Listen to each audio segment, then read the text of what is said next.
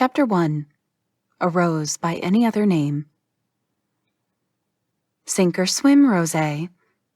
I stood in front of the large gate, holding my hot pink luggage in one hand and my faux fur backpack slung over my shoulder.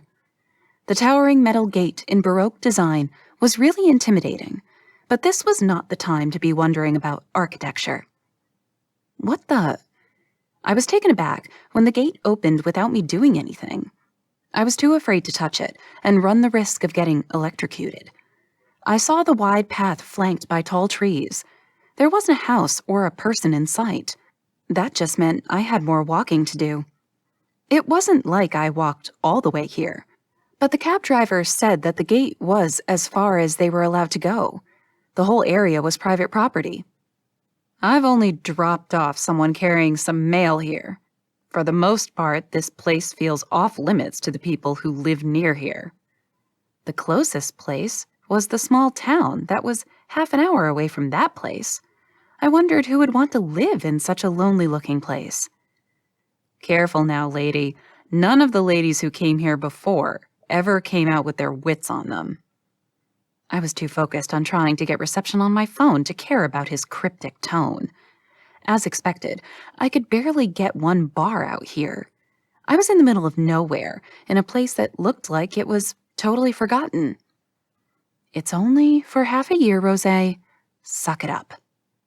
Every step that I took felt like I was going deeper and deeper into an abandoned forest. The trees were eerie and hovered from each side. The sun was trying its best to give me some light, but I still had to use my phone to see the path. Then, out from the end of that tunnel-like path of trees, a burst of light came through, and I gasped when I saw the beautiful palatial mansion in front of me. It had the air of a once vibrant palace. Now, the air of being forgotten and alone enveloped it. Welcome to your new castle, Madame Rosé. I knew that I wasn't coming here as a guest, but I had always looked at things from a positive perspective to ease any fear I had of new things and situations. It was necessary if you had to scrape up whatever you could to survive in the world. I remembered how I landed this lucrative, yet fairly odd assignment. Rosé, I need you to do me a favor. My boss, Jenny, wasn't the kind to ask favors unless she really needed something. Working with her had been heaven sent since I started at Pink Ink. It was the best temporary job agency that I had ever worked for. All the workers were either women or gay, and the atmosphere was such a forward-thinking enterprise. How much? It was always what I asked first. I was really on a tight budget these days, so I needed to earn as much as I could, fast. Necessity is the mother of the enterprise, after all. 1,000 a day, 6 months. My eyes gleamed at the price, but frowned when I heard how long it would take to earn it. That is way too long. I wasn't the kind to get tied down by one job. That's why I decked the 8-to-5 lifestyle of my peers. It's $1,000 a day for more or less 180 days. That's more than you can make doing a bunch of other job assignments for that time. What am I supposed to do? I really needed that money, but if the job was too much, then I would bail out. You have to be the live-in assistant for a recluse artist. Jenny pressed some keys on her laptop and showed me a beautiful painting. Brand Choi. My eyes grew bigger as I recalled the exhibit that Jenny and I went to last spring. That Brand Choi? I showed her my wallpaper, which was a silhouette self-portrait of the artist. No one had ever seen him, not even his art agent. The Choi family had long been known to be part of arts in many parts of the world. They were painters and musical geniuses. They were survived by the last remaining Choi, painter and recluse, Brand Choi. I'm so in. That 1,000 would just be the bonus. So what am I supposed to do there? You have to house sit for 6 months. My mouth was open, and I didn't even get a sound out. Jenny had to close it for me. I was able to get air out, and a whining sound followed. But why wouldn't he be there? I was looking forward to meeting my favorite artist. Well, the thing is, no one has seen him in years. He just sends out his paintings and never goes to his exhibitions. Jenny and I had hoped he would make an appearance recently, but to no avail. Fine.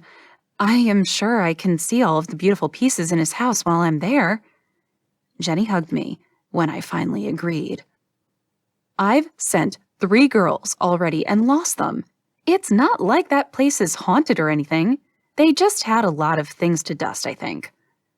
I pushed up my sleeves and smirked at her. Leave that to me. By the time Brand Choi comes out of hiding, his house would be gleaming.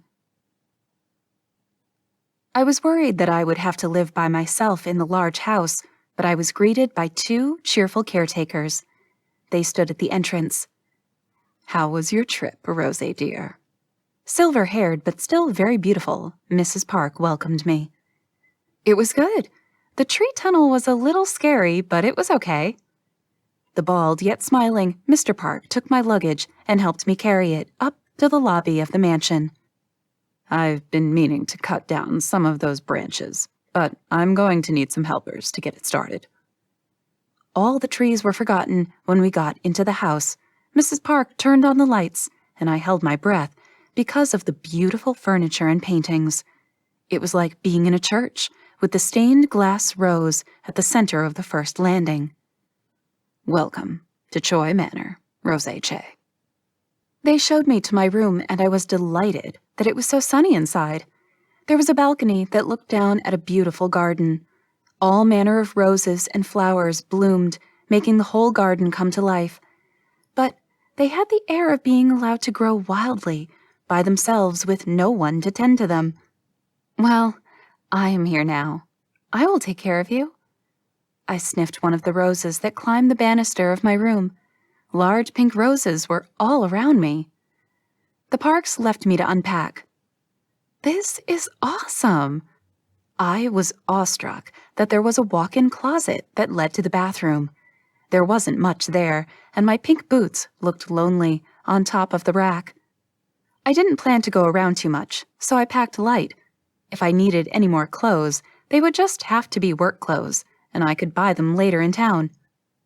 Tired from the long trip to Choi Manor, I decided that a warm bath wouldn't be amiss. I ran a warm bath and dropped in the rose-scented bath bombs I found on the bathroom counter. They smelled divine, and the water was milky, too. I figured that Mrs. Park must have made organic bath bombs out of the roses that were in the garden. I was so delighted that I felt sleepy in the bath. I was sure that I was sleeping, but I was lifted off the bathtub and something soft caught me. It was warm, and I couldn't help but cuddle against it.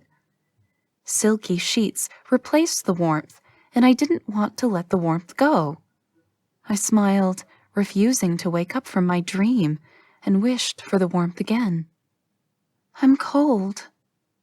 The warmth traveled through my body, from my shoulder to my breasts, caressing me dry. It lowered to my stomach, making me arc up, reaching to the warmth that was fleeting. I moaned when the warmth caressed my inner thighs, and then my legs, and finally, touching my sensitive feet. I didn't like being touched there because I had ticklish feet, but the feeling that was flowing through me was not even close to that. I was warmer than I was when I had my bath. I felt like I was getting punished for staying too long in the bath. Please.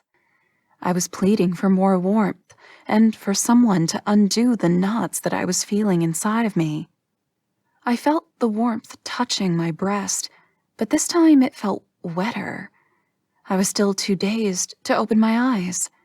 Frankly, I was afraid that if I did, then it would break the spell, and I would find myself alone in a cold room in a large, empty manor. I refused to wake up just yet. I wanted to savor this feeling as those lips and that tongue kept on savoring me. The warmth that held on to my core made me arc up to feel more of it. As it ensured that I was giving permission, I felt the lips move downward, leaving a trail of kisses and the sweeping sensation of hair tickling my skin. That deep kiss that I was waiting for in my core made me open my eyes, but I closed them again as the rocking feeling of being unleashed came in waves. There was no way I wasn't going to remember that first night at Choi Manor. I had the most pleasant sleep I have ever had in years. That, and the longest climax I have ever had.